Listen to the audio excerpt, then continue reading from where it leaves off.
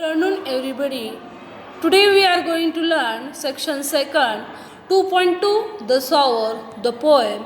The poem is written by as French author Victor Hugo and then Tarulata Datta translated Victor Hugo's poem. So on the page number 71 you can see the activity of icebreaker. So first question is make a list of words related to agriculture. शेती या शब्दाशी संबंधित शब्दाची यादी लिहा. आता the सोर जी poem आहे ती पुन्हा एकदा व्हिडिओद्वारे घेतली आहे कारण बऱ्याच स्टुडंट्सची तशी विनंती आहे, मागणी आहे की ती पोएम जी आहे ती समजण्यासाठी थोडीशी अवघड जात आहे. त्यामुळं मी हा एक व्हिडिओ बनवलेला आहे बघा. Make a list of words that related to agriculture. शेती या शब्दाशी संबंधित शब्दाची यादी करा. आता शेती या शब्दाशी संबंधित कुठले शब्द येतील? Farmer, crops, fields, sow, reap, plough, irrigate, rainfall और harvest are some of the other related to agriculture. तर ही जी हे जे वर्ड्स आहेत ते ॲग्रिकल्चरशी रिलेटेड आहेत. Second question, discuss the activities carried out by a farmer. शेतकरी जी कार्य करीत असतो त्याची चर्चा करा सांगितलेलं आहे बघा. डिस्कस करा सांगितलेलं आहे. फर्स्ट प्लोविंग. आता प्लोविंग म्हणजे काय? नांगरणे. Second sowing. नांगरल्यानंतर काय केलं? सोविंग केले जातं. नंतर इरिगेटिंग केलं जातं आणि लास्ट वन इज हार्वेस्टिंग केली जाते. So these are the activities carried out by a farmer in the agriculture. So first we see here in our country engineering or teaching and medical fields are much sought after other professions, occupations, through they make a significant contribution to the society, do not get their due. Farmer says, farmer highly unpredictable economic gains, conservancy workers, so other professional occupation and through they significant contribution to the society. त्यांची महत्त्वाची जी कार्य असतात ते सोसायटीद्वारे कशा प्रकारे करू शकतात. For example आपण सांगू शकतो कन्झर्वन्सी वर्कर जे असतात ते नेहमी एंगेज्ड असतात in occupations involving health risk in unsanitary conditions without required work gear and equipment. Third, house help. No paid time off, no minimum wage assured, no old age benefit. Daily wage laborers, unsafe work condition, arbitrary wages, gender inequality, no housing, no proper education for offspring, no health care, greedy labor contractors. And last one is street vendors, uncertain income and harassment. So on the page number 71 we see agriculture is the backbone of Indian economy. Agriculture जी आहे ती काय आहे? Backbone आहे कशाची? As Indian economy. Indian economy. Then we see that fill in the boxes supporting the statement. शेती व्यवसाय आणि भारतीय अर्थव्यवस्थेचा आधारस्तंभ असतो. या विधानाचा पाठपुरावा करणारे ठिकाणे काय करायचे आहेत? आपण भरायचे आहेत. Agriculture the backbone of India. Agriculture काय आहे? बॅकबोन आहे. कशाची? इंडियाची आहे. First here gives a large part of Indian population is involved in agriculture. First as given here and the second we called as India's entire population of more than other industries like IT or automobile is possible but not without agriculture. आपण मोबाईलशिवाय राहू शकतो पण शेतीशिवाय राहू शकतो का? नाही. जर शेतामध्येच काही पिकवलं नाही तर ते आपल्याला भेटेल का? नाही. तर त्याचा मोबदला भेटेल का? नाही. So agriculture is important. Without agriculture we can't live. Diverse geography and climates of India allows a variety of crops to be grown suited to the local condition. Diverse geography जी आहे ती डायव्हर्स केली पाहिजे. And climate of India allows a varieties of crops and to be grown suited to the local condition. So India's entire populations of more than a billion depends every day on the foods crops grown by our farmer. So the poem introduction we see the poem The Sower. Poem The Sower is a translation of the famous French writer Victor Hugo's work. He was a poet, novelist and dramatist. तो poet म्हणून पण प्रसिद्ध आहे, कादंबरीकार म्हणून पण प्रसिद्ध आहे आणि नाटक लिहिणारा नाटककार म्हणून पण प्रसिद्ध आहे. Tarulata Dutt was the first Indian poetess to write verse in English and French. So Tarulata Dutt जी आहे ती फर्स्ट इंडियन पोएटेस आहे. कशाद्वारे? Write verse in English and French. तिने दोन्ही याच्यामध्ये लिहिलेलं आहे. Tarulata Dutt translated Victor Hugo's poem सेशन्स दी सेमिलाइजेस लीजर from French to English, and the poem The Sower describes a farmer seen in the dusk, all ready to sow. He has seen bad harvest, but he optimistically tries to raise the next crop. Here we see Victor Hugo's poet, novelist, dramatist of the 19th century was the most important of the French romantic writer. 19व्या शतकामध्ये तो सगळ्यात महत्त्वाचा writer म्हणून, romantic writer म्हणून ओळखण्यात येतो. आणि तो न फक्त पोएमच लिहिलेले नाहीत तर त्याने कादंबरी पण लिहिलेल्या आहेत, नाटकं पण लिहिलेली आहेत.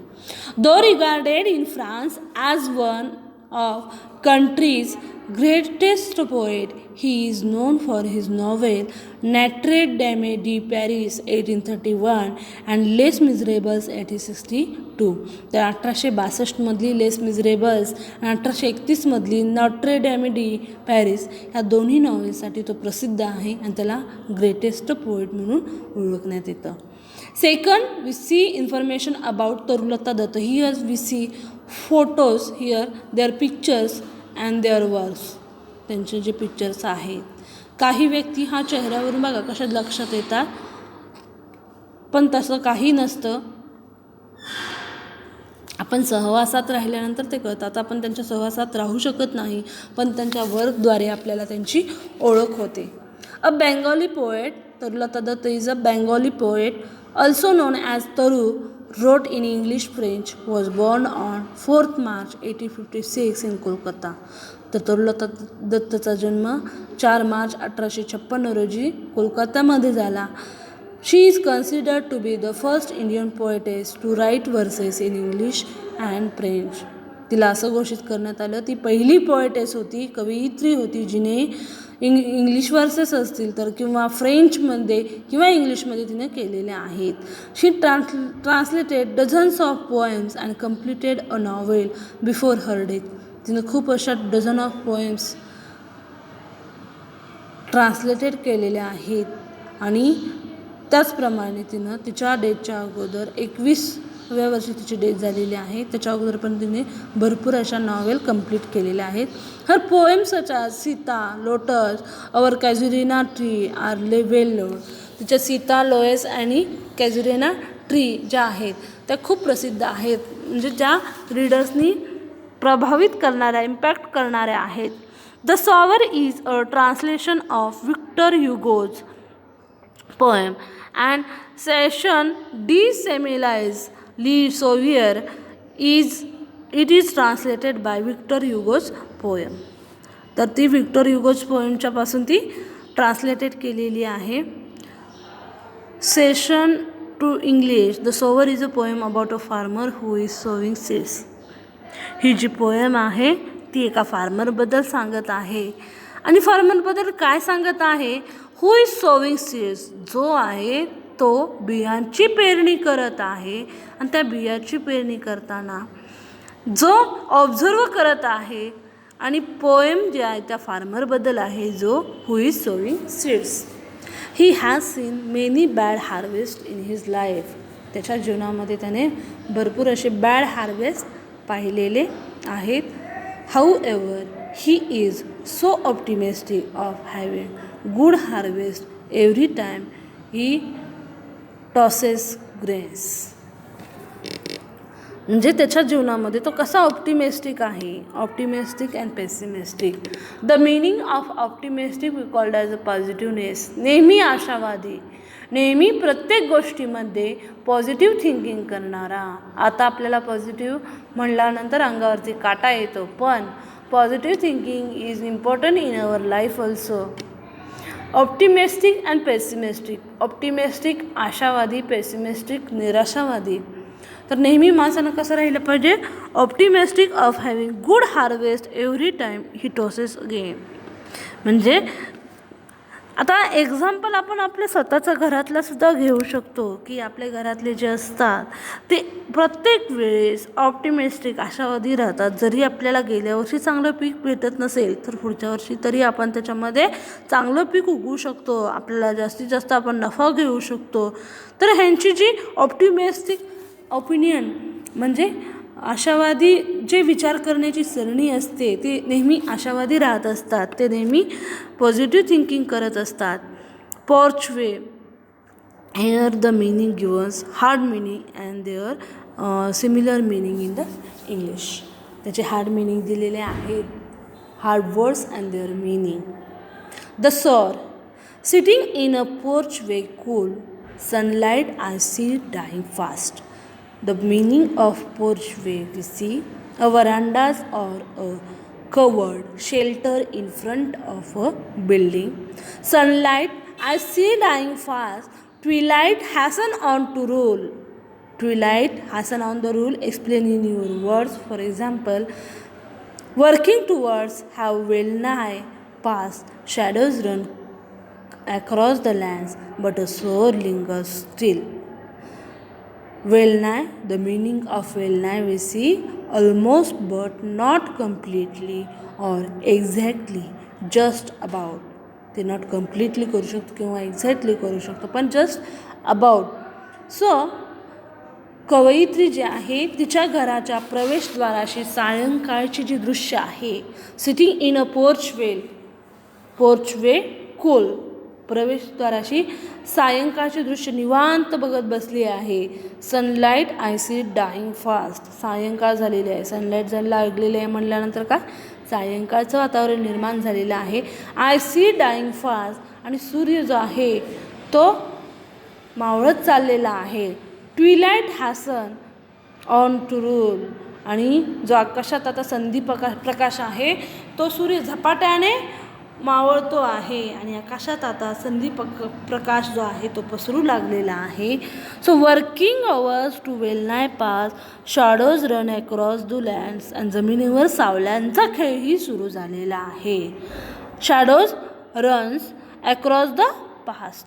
सो लँड्स, आता जमिनीवर सावल्यांचा खेळ केव्हा चालू होतो, ज्यावेळेस प्रकाश असतो, ज्यावेळेस प्रकाश असतो आणि अंधार असतो. मग प्रकाशाद्वारे अंधारामध्ये आपली जी सावली असते ती पडत असते, म्हणून जमिनीवर सावल्यांचा खेळही सुरू झालेला आहे. The first stanza we see, कवयित्री तिच्या आपण प्रवेशद्वाराशी सायंकाळचे दृश्य पाहत निवांत बसलेली आहे आणि सूर्य जो आहे तो झपाट्याने मावळत आहे आणि आकाशात आता प्रकाश पसरू लागला आहे. जमिनीवर सावल्यांचा खेळही सुरू झाला आहे. On the second stanza we see, but a sower lingers still. The sower, the person who plants the seed. sower याचा अर्थ जो व्यक्ती पेरणी करतो त्याला सोवर म्हणतात. आपण पेरणी करणारा कोण असतो, आता शेतकरी, बरोबर. तर सोवर याचा अर्थ काय, शेतकरी सुद्धा आपण घेऊ शकतो. Lingers hang around remains. Lingers hangs around remains म्हणजे नेहमी रेंगाळत राहणे, फिरणे किंवा घुटमळत राहणे. घुटमळत बसणे. Lingers, the meaning of LINGERS, lingers, घुटमळणे, रेंगणे किंवा फिरवणे. Still, old in rags, be patient stands looking on, I feel a thrill, black and high, his silhouette. बघा, silhouette, shape, outline. The meaning of silhouette, SILHOUTTE. Silhouette याचा अर्थ काय बघा, shape, outline of someone against a brighter background. Someone against a brighter background म्हणजेच काय की मागे प्रखर प्रकाश असताना केवळ बाह्यकारी दिसणारी काळी आकृती. म्हणजे जसं खंडग्रास ग्रहण किंवा खग्रास ग्रहण जे आपण पाहतो, ज्याप्रमाणे प्रकाश आहे पण केवळ बाह्यकार दिसणारी काळी आकृती आपल्याला दिसते, मध्य प्रकाश आहे आणि बाहेर काय आहे, काळी आकृती दिसणारी आहे. त्याप्रमाणे now to sow the task is set, soon shall came a time to reap. आता कशाची वेळ झालेली आहे, रीप करण्याची वेळ झालेली आहे. Marches he along the plain, to and fro scatters wide. आणि त्यांनी काय केलेलं आहे, ते टू अँड फ्रो जे बिया आहे ते स्कॅटर्स वाईड, मोठ्या भागात विस्कळीत केलेल्या आहेत. From his hands the precious grain, त्याच्या हातातून ज्या ती धान्य पेरत आहेत ते मोठ्याने असे पसरत आहेत, स्कॅटर करत आहेत, विस्कळीत टाकत आहेत. From his hands and precious grains. आता आपण सेकंड स्टांजा जो आहे तो पाहू शकतो. बघा, कामाची वेळ जवळपास संपत आलेली असूनही समोरच्या शेतात शेतकरी अजून रेंगाळतानाही ती पाहते.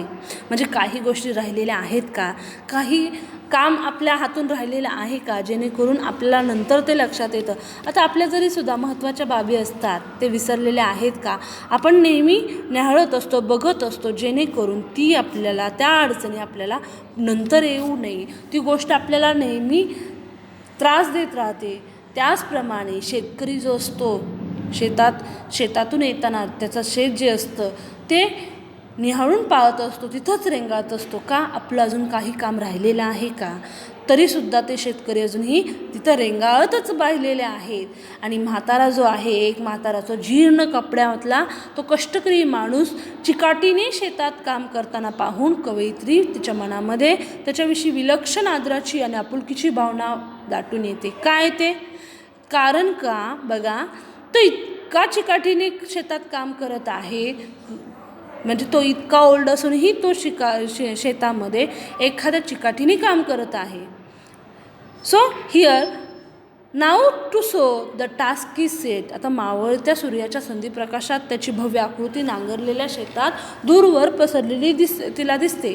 बघा, का दिसते, कारण का जवळपास मावळता सूर्य जो आहे त्याचा संधिप्रकाश जो आहे तो सगळीकडे पसरलेला आहे. त्यामुळं त्या शेतामध्ये जो शेतकरी थांबलेला आहे त्याची भव्य अशी आकृती त्या नांगरलेल्या शेतात दूरवर पसरलेली दिसते, जमिनीवर दिसते. आता तिथं जमीन आहे का, नाही, तिथं नांगरलेलं शेत आहे, त्यामुळे तिथं नांगरलेल्या शेतावरती ती आकृती पसरलेली दिसते. आता शेतकरी पेरणीच्या कामासाठी सज्ज झाला आहे.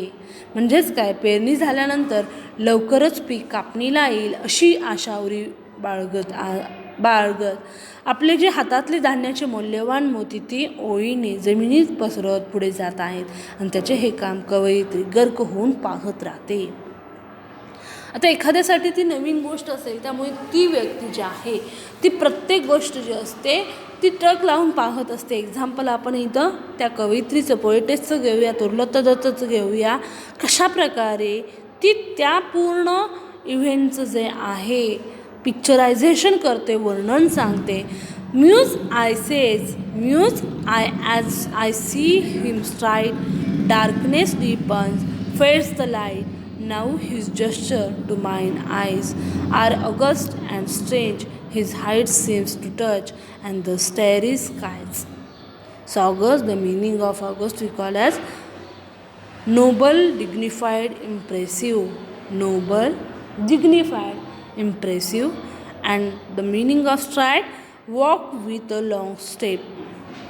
आता ज्यावेळेस संध्याकाळ झालेली असते, उजेड बघा बघा, muse as rest in thought reflect I see him stride walk with long steps. उजेड आता हळूहळू मंदावत आहे आणि अंधार आणखी गडद होऊन लागतो आणि त्या पार्श्वभूमीवर कामात घडलेली शेतकऱ्यांची मूर्ती कवयित्रीला विलक्षण ओजस्वी भासली. जणू त्यांची प्रतिमा तिला आभाळा एवढी प्रभावी व उदात्त झाल्यासारखी वाटते. बघा का वाटते? I see him stride darkness deepens. आता बघा डार्कनेस वाढत चाललेला आहे, त्यामुळे ते काय करत आहेत? Walk with little step, long step, ते मोठी मोठी पावलं घेत आहेत. Fades the light and now his gesture to mine eyes are august and strange, his height seems to touch the starry sky. जणू त्याची प्रतिमा जी आहे तिला आभाळा एवढी प्रभावी व उदात्त झाल्यासारखी वाटते. तर इथं पूर्ण आपल्याला पोएमचं एक्सप्लेनेशन दिलेलं आहे की पोएम कशासारखी, म्हणजे आपण एखाद्या व्यक्तीचं ऑब्झर्वेशन करतो, तर ते ऑब्झर्वेशन करताना कशाप्रकारे ती कवयित्री जी आहे, पोएटेस आहे, प्रत्येक गोष्टीच्या नक्षाने इथं सांगते. Sitting in a porch way cool sunlight I see I dying fast. आता जो सी आहे तो डाईंग फास्ट चाललेला आहे. आता तो म्हणजे मरणाच्या दारी चाललेला आहे का? नाही, तो मावळत गेलेला आहे. म्हणजे बघा, जे पोएट असतात त्याची लँग्वेज जी असते ती आपल्याला त्याच्या पोएममधून कळते. त्याची लँग्वेज कशी आहे, त्याची भाषाशैली कशी आहे, त्या वर्ड्सद्वारे आपल्याला कळते. Twilight hastens on to roll, working hours have well nigh past. Shadows run across the lands, but a soul lingers still. Old in rags, he patient stands, looking on. I feel a thrill. Black and high, his silhouette dominates silhouette. That is the example of here. We see in this example silhouette, shape outline of someone against the brighter window. I hope you have understood very well. In this poem, the poet is seated in front of her house watching this evening scene before her. ती poet जी आहे तिच्या प्रवेशद्वारी सायंकाळचे दृश्य पाहत निवांत बसलेली आहे आणि Twilight has set, आणि कशाप्रकारे ते दृश्य जे आहे ते टिपत आहे आणि त्याचा अनुभव जो आहे, तिचा जो अनुभव आहे तो experience through poems she express with ours. बघा आपल्याबरोबर ते ज्या मुवमेंट आहे ती एक्सप्रेस करत आहेत. आता आपण brainstorming on the page number 73 we see brainstorming activity दिलेले आहे. चॅलेंजेस दिलेले आहेत. There are number of challenges a farmer in India faces and discuss with your friends how it is possible to improve the condition of farmers. Water scarcity, rainwater harvesting, credit and indebtedness, land issues, climate changes, social group, lack of advanced technology, diversification and market risk. तर याच्याशी challenges आहेत, तर त्या चॅलेंजेसचे ज्या काही solution पण आहेत, तर ते सोल्युशन तुम्ही तुमच्या नोटबुकमध्ये सोडवायचे आहे. सोपं आहे बघा. आता फर्स्ट तर दिलेलं आहे water scarcity, rain water harvesting. एक्झाम्पलसुद्धा तिथं दिलेलं आहे की कशाप्रकारे वॉटर स्कॅरिसिटीचं रेन वॉटर हार्वेस्टिंग केल्यानंतर त्याचा फायदा होतो. सेकंड तुम्हाला सांगू शकते क्रेडिट अँड इंडेप्टनेसचं example, implement policies for farmer easier bank borrowing. म्हणजे ज्या पॉलिसी आहेत शेतकऱ्यांनासुद्धा माहीत नसतात, त्या पॉलिसी त्यांना माहीत असल्या पाहिजेत. त्यांना कशाप्रकारे बँकेकडून कर्ज घेण्यात येतील. किंवा land issues, government intervention to support poor farmer. आता जे सरकार आहे ते गरीब शेतकऱ्यांना नेहमी यांच्याद्वारे अर्थसहाय्य करत असतो आणि त्याद्वारे त्यांनी बँक बॉरोविंगपासून काही रक्कमसुद्धा घेऊ शकतात. Land issues, government invention to support poor farmers, climate changes, education and awareness among farmers to take insurance for poor yields and due to natural calamities, public policies to improvement and stop destruction of forever space for industries. So here the information you write in your notebook also. Second question, the poet has observed the sower closely, explain in your own words, and the reversions the poet has for its soul. The poet is important in this poem and pick out the example of alliteration from the poet. Alliteration we called as the same sound is repeated. आपण appreciation of the पोएममध्ये पाहू शकतो same sound जो आहे तो repeated होत असतो, त्यामुळे त्याला काय म्हटलं जातं, ॲलिट्रेशन म्हटलं जातं. Second, seems to touch the क्लॅरी sky but skies from the poem. Write the down and describe the idea. Speak out other similar example from the poem. Fifth, write an appreciation of the poem considering the following points. आता 100% in your examination there will be question on appreciation of the poem. तर तुमच्या एक्झामिनेशनमध्ये जे पोएमचं appreciation आहे ते 100% येणार आहे आणि त्यामुळे प्रत्येक पोएमचं ॲप्रिसिएशन तुमच्याजवळ असलं पाहिजे जेणेकरून ते एक्झामला लिहिता येतं. आता ते पोएम तर आपल्याला तिथं दिलेली असते, फक्त तुम्ही तिथं टेक्निक वापरा. प्रत्येक पोएमचे वेगवेगळे तुम्ही क्लासिफिकेशन करू शकता, वर्गीकरण करू शकता. एक्झाम्पल, एक पोएम घ्यायचं, त्याचं टायटल घ्यायचं, त्याचं थीम लिहायची. नेक्स्ट पोएम घ्यायची, त्याचं टायटल लिहायचं, थीम घ्यायची. पोएटिक डिव्हायसेस तुम्ही लिहू शकता आणि ते पोएटिक डिव्हायसेस आपण पोएममध्येच लिहू शकतात. पोएटिक डिव्हायसेस, मग पहिल्यांदा पोएटिक डिव्हायसेस माहीत पाहिजेत आपल्याला. कुठला पोएटिक डिव्हायसेस कुठल्या पोएममध्ये आहे, ॲलिट्रेशन कुठे आहे, सिमिली कुठे आहे आणि तो सिमिली कुठल्या लाईनमध्ये आहे, ही ती लाईन तुम्हाला ती ओळखता आली पाहिजे, ती लिहिली पाहिजे. अबाउट द पोएम और पोएट और title. First, about the poem. So the poem The Sower is a description of a long farmer and toiling in his fields as the poet watches even after sundown. So Tarulata Dutt in her translation of Victor Hugo's poem speaks in praise of his dedication. This is the poem, poet and title. Second, theme. आता theme जे असते तर त्या थीममधून त्या पोएटला एक संदेश द्यायचा असतो, एक मेसेज द्यायचा असतो आणि त्या पोएममध्ये the poem is woven around the theme of farmer serving his land. Farmer serving his land taking upon himself the hard work to till it. तो स्वतःला इतकं त्या कामामध्ये वाहून घेतो की तो हार्डवर्क, तो स्वतः हार्डवर्क त्या ह्याच्यामध्ये शेतामध्ये करतो. Plodding on into the night. रात्र होईपर्यंत, म्हणजे रात्र पडलेला सुद्धा त्याला भास नाही. तो रात्रीच्या वेळेस जाताना सुद्धा काही आपलं काम राहिलेलं आहे की नाही ते पाहतोय. Even after the day is done. जरी त्याने दिवसभर त्या शेतावरती राबलेलं आहे तरीसुद्धा तो जाताना ते कष्ट जे आहे ते त्याचे दिसून येतात. तो जाताना सुद्धा अजून आपलं काही काम राहिलेलं की आहे की नाही, काही आपलं अजून काम राहिलेलं आहे हे पाहण्याचा प्रयत्न करतो आणि जरी राहिलं तर तो काम करून घेतो. And he seeks neither help nor company but does what needs doing. तो कुणाचीही तिथं मदत घेत नाही, कुणाचीही कंपनी तिथं घेत नाही. तो स्वतः ते काम आहे तो करत असतो आणि तो हाताळत असतो.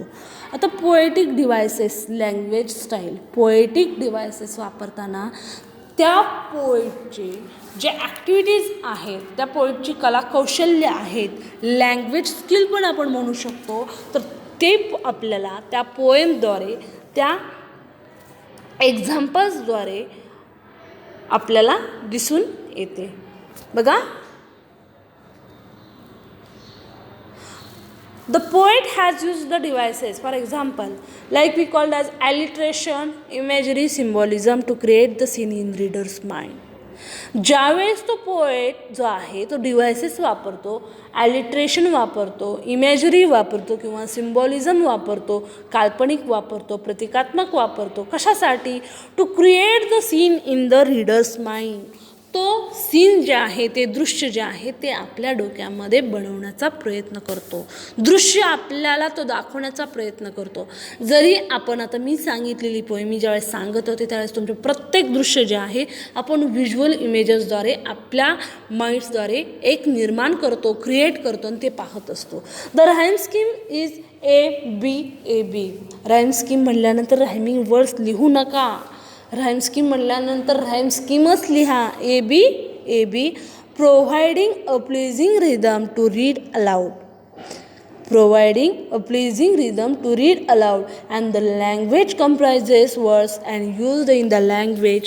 So manners to create commanding figure of speech of the farmer, and in order to emphasize the importance of his education or occupation and the toil it entails. For example, black and high his silhouette as against the sky, a huge figure of speech, and marches he along. I see him stride, a confident figure in his.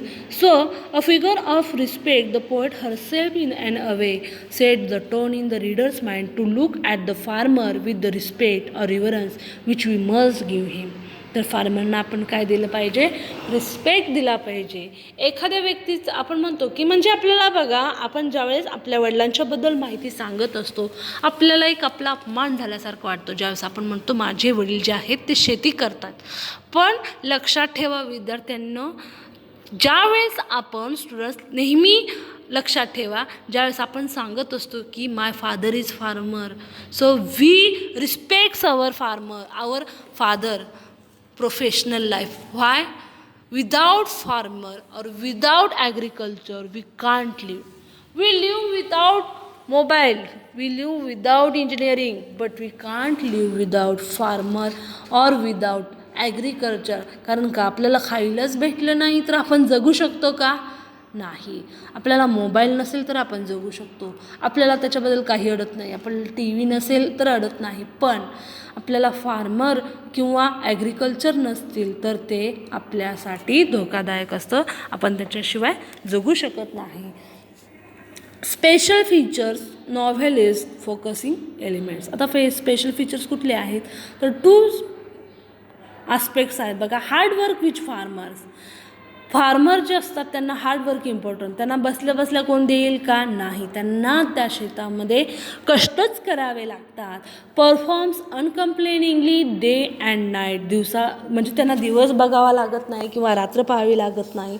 दिवस आणि रात्र त्यांना त्या शेतामध्ये कष्टच करावे लागतात. Second, dusk the setting sun and figure against the distinct. We see sunlight, I see dying fast. In several lines, words are in different orders from what is used normally. So, for a deep or marches he along or fades light. Inversion is the poetic devices adds effect. त्याच्यामध्ये inversion सुद्धा वापरलेलं आहे. आता तुमचं opinion तुम्ही सांगू शकता, पण त्याच्या अगोदर व्हॅल्यूज अँड मेसेज, त्या मेसेजमधून त्या पोएममधून काय व्हॅल्यूज द्यायचा आहे किंवा मेसेज काय लोकांच्यापर्यंत पोहोचवायचा आहे तो पहिल्यांदा पहा बघा. Message.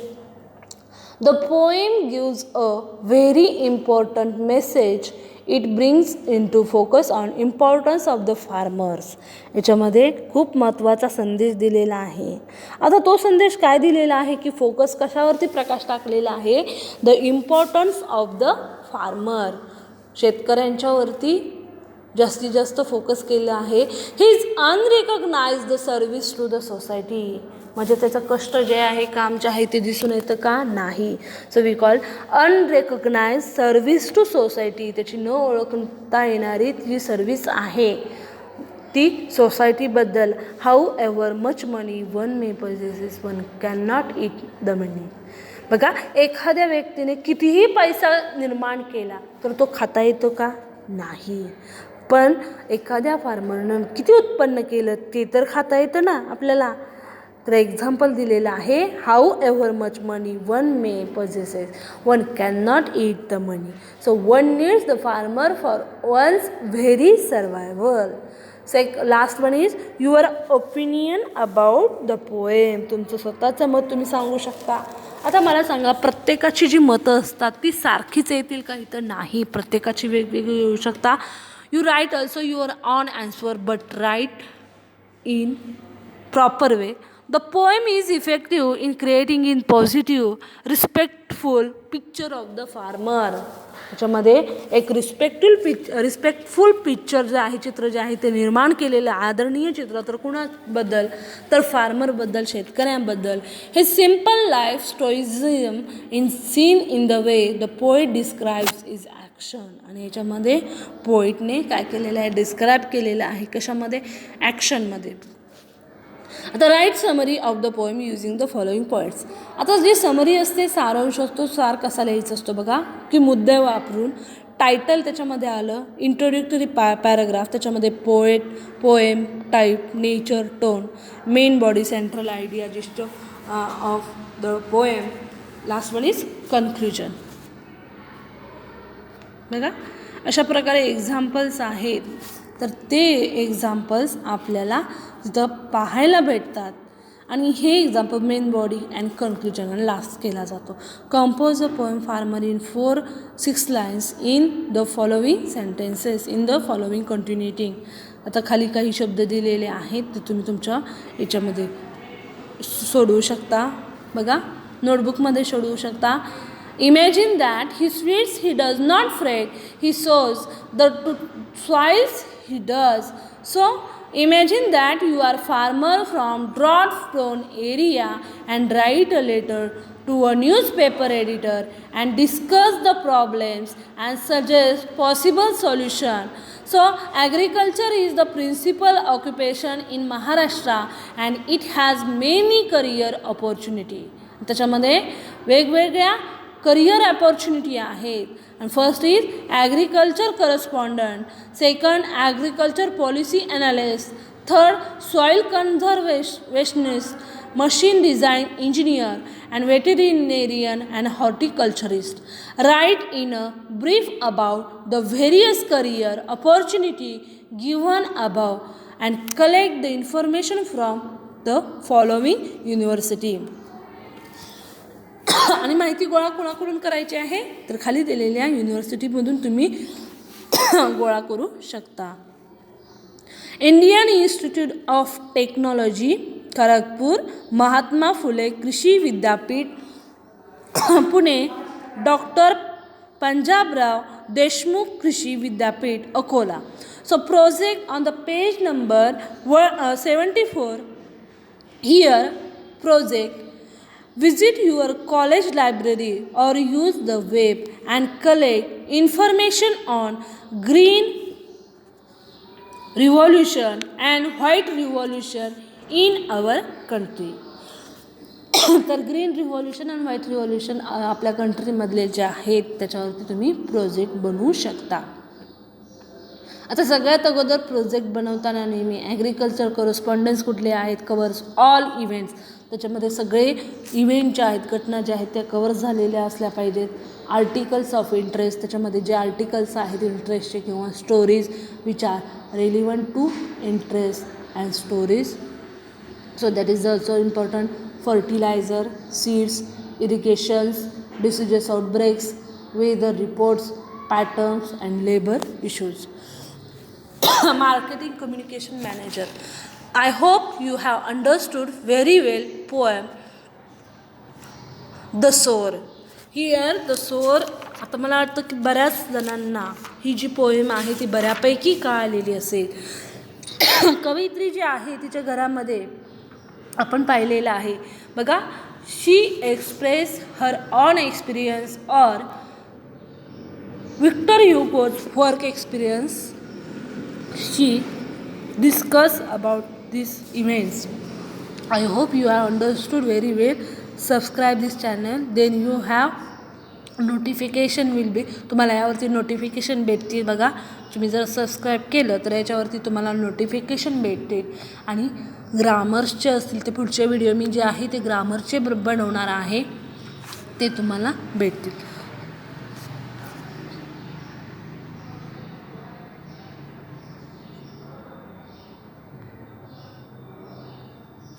So thank you very much.